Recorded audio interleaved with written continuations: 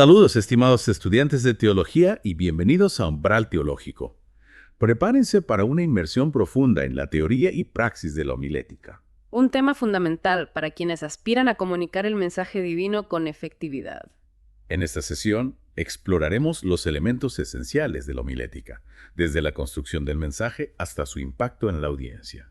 Comenzaremos por definir la homilética y situarla dentro del contexto teológico y abordaremos la evolución histórica de la predicación. Como un viaje a través del tiempo para entender cómo se ha transmitido la palabra a lo largo de los siglos, hay numerosos pasajes bíblicos que respaldan el ministerio de la palabra. Exactamente. Y es en esos fundamentos bíblicos donde encontramos la justificación teológica de la homilética. Vale, ya tenemos el contexto histórico y la base bíblica.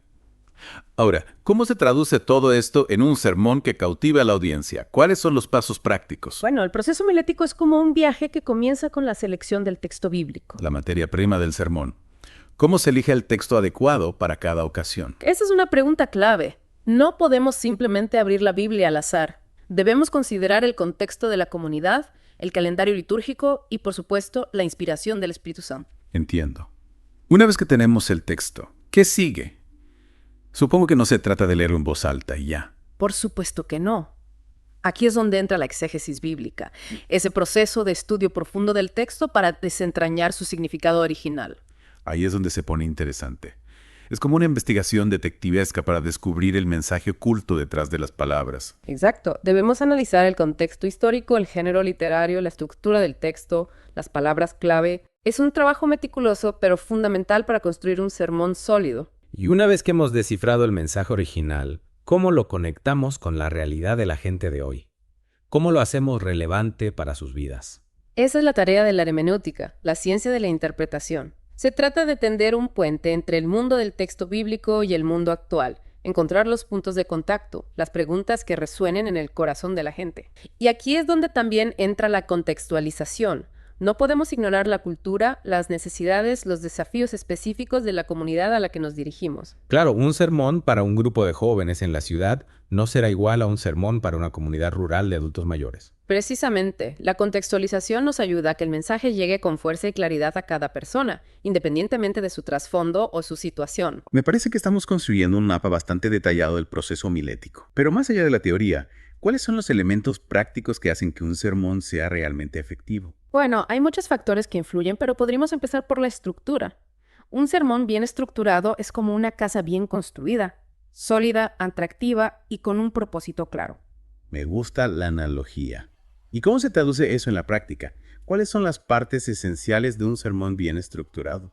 Tradicionalmente se habla de 3 partes: la introducción, el desarrollo y la conclusión.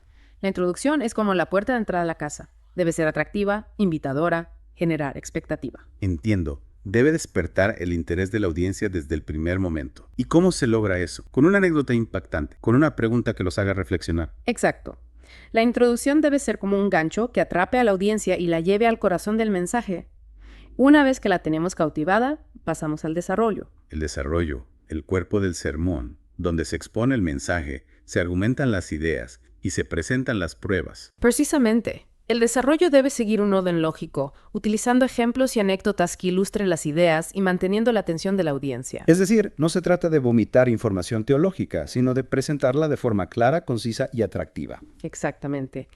Y finalmente llegamos a la conclusión, la parte final del sermón, donde se resume el mensaje, se exhorta a la acción y se deja una impresión duradera. La conclusión, el cierre de la casa, debe dejar una sensación de completitud, de que el mensaje ha llegado a su destino. Exacto. La conclusión debe ser concisa, memorable y motivadora.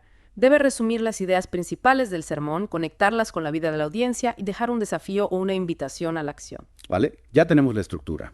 Pero una casa, por muy bien construida que esté, no es nada sin una buena decoración. ¿Qué hay del lenguaje en la predicación? ¿Cómo se logra ese equilibrio entre claridad y profundidad? Esa es una pregunta clave. El lenguaje de la predicación debe ser claro, directo, pero a la vez lleno de la belleza y profundidad del lenguaje teológico. Es decir, no se trata de usar palabras rebuscadas que nadie entiende, pero tampoco de trivializar el mensaje. Exactamente. Debemos buscar un lenguaje que sea accesible, evocador, que hable al corazón de la gente sin sacrificar la riqueza del lenguaje teológico. Aquí hay del uso de la voz. Es importante la forma en que se dice el mensaje. Claro que sí. La voz es un instrumento poderoso que puede transmitir emociones, convicción, autoridad. No olvidemos la comunicación no verbal. Los gestos, la mirada, la postura. Todo comunican. Claro que sí.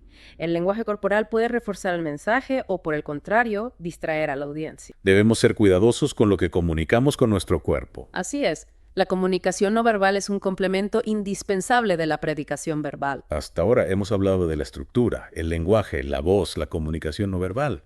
Pero ¿qué hay del predicador como persona? ¿Qué cualidades debe tener para que su mensaje sea realmente efectivo? Bueno, podríamos empezar por la integridad. Un predicador debe ser un modelo de vida cristiana, congruente con el mensaje que proclama. Claro. ¿Y qué significa ser un predicador íntegro?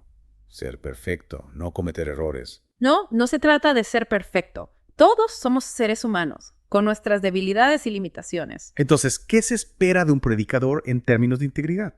Se espera que viva de acuerdo con el Evangelio, que sea coherente entre sus palabras y sus acciones, que sea transparente y humilde. ¿Cuál es la relación ideal entre el predicador y la comunidad a la que sirve? La comunidad es el terreno donde se siembra y se cultiva la palabra. Un predicador debe conocer a su audiencia, sus necesidades, sus anhelos, para que el mensaje llegue a sus corazones. Su labor no termina en el púlpito, sino que se extiende a la vida diaria, al acompañamiento, al servicio. Un predicador no es una estrella de rock, sino un servidor de la palabra y de su comunidad. Exacto. Su misión es anunciar el Evangelio, formar discípulos y construir la comunidad. Y eso requiere amor, entrega y sacrificio. Sin duda, la predicación es un ministerio exigente, pero también apasionante y lleno de recompensas. Creo que hemos cubierto bastante terreno en esta primera parte de nuestra inmersión en la homilética.